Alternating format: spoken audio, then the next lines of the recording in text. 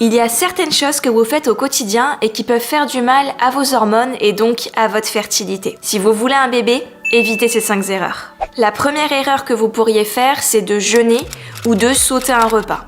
Alors vous vous dites peut-être mais en quoi c'est lié à ma fertilité, et peut-être même que vous vous dites au contraire, si je me prive d'un repas je vais pouvoir perdre du poids et ça va m'aider à concevoir. Donc je comprends tout à fait l'idée que vous ayez envie de sauter un repas ou de jeûner, mais je vais vous expliquer pourquoi ça ne soutient pas votre corps. En fait, si vous voulez, quand vous allez sauter le petit déjeuner, le repas du midi ou le repas du soir, votre corps il va rentrer entre guillemets en mode survie. C'est-à-dire que il va vouloir vous préserver parce qu'il ne sait pas quand le prochain repas va arriver. Donc en fait, il va utiliser vos ressources pour faire en sorte qu'il puisse continuer la journée et il va essayer de préserver votre énergie. Et pour faire ça, il va mettre sur pause tout ce qui n'est pas nécessaire à l'intérieur de vous pour que vous alliez bien. Et donc forcément, quelque chose qui n'est pas prioritaire à ses yeux, c'est votre fertilité. Donc vraiment, le fait de manger régulièrement, ça va soutenir votre corps, et le fait au contraire de vous priver de repas, ça va le mettre dans cet état de stress, et c'est absolument quelque chose que vous devez éviter. La deuxième erreur, ce serait de manger keto ou bien sans gras ou n'importe quel autre régime restrictif qui va priver votre corps des 3 macronutriments essentiels. Ces macronutriments-là, c'est les glucides, les protéines et les lipides, et c'est quelque chose qu'il ne va pas pouvoir créer de lui-même, il faut que vous puissiez lui apporter via votre alimentation. Donc quand vous allez manger keto, il ne va pas avoir certains apports en glucides et il a besoin de ces glucides pour pouvoir avoir de l'énergie. Quand vous allez manger sans gras, vous allez vous priver de certains lipides et vos hormones ont besoin de ces lipides pour pouvoir être créés et pour pouvoir fonctionner correctement. Et enfin, si dans votre assiette vous n'avez pas tous vos apports en protéines, c'est pareil, ça peut mettre votre corps en difficulté parce qu'il ne peut pas créer ces protéines de lui-même. Donc finalement, quand vous allez le priver de l'un ou l'autre de ces macronutriments sur le long terme, ça ne va pas soutenir votre fertilité. Alors je parle pas de l'intérêt ou non de ces régimes de manière générale, mais en tout cas là, pour vous qui êtes dans un projet de conception, c'est pas forcément l'idéal.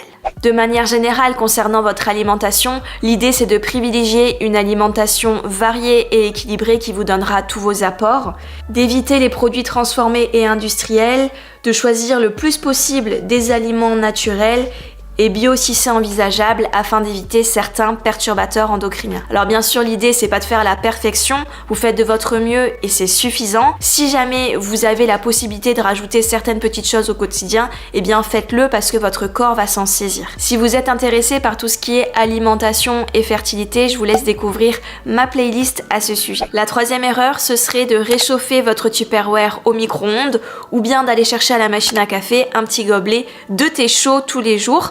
Qu'est-ce que ces deux choses ont en commun? Le plastique. Et c'est vrai que le plastique, c'est un perturbateur endocrinien qui va venir mettre à mal vos hormones et qui peut altérer la qualité de vos œufs. Donc c'est vraiment pas ce que vous recherchez en période de conception. Le plastique, il est partout, on peut pas l'enlever à 100%, mais vous pouvez essayer au quotidien de prévenir au maximum votre exposition. Donc ça va passer par le fait d'utiliser un Tupperware en verre plutôt qu'en plastique par exemple, ou bien un verre plutôt qu'un gobelet en plastique.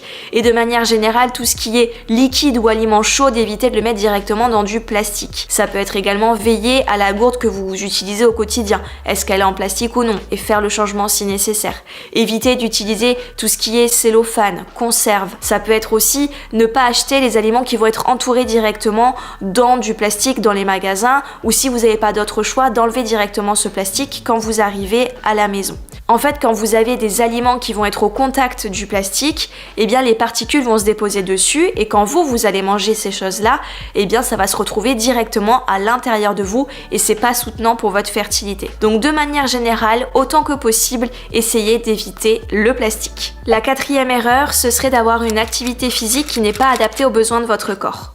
C'est vrai que si vous avez une activité très intense, vous faites beaucoup de cardio, beaucoup de HIIT, ce genre de choses-là, ou qui est extrêmement fréquente, c'est-à-dire que vous n'avez pas de jour de repos sur votre semaine, vous faites des choses tous les jours, ça peut mettre votre corps en difficulté parce que là encore, il rentre en mode survie et il va essayer de faire en sorte que vous allez bien, et pendant qu'il s'occupe de vos ressources et du fait que vous ayez de l'énergie pour faire toutes ces activités, il ne s'occupe pas de votre fertilité. Donc ce qui va être vraiment important, c'est d'adapter votre pratique sportive aux besoins de votre corps. L'idéal, ce serait de pouvoir suivre les phases de votre cycle ou de votre protocole PMA pour pouvoir vraiment vous adapter en fonction de là où votre corps en est à ce jour J de votre semaine.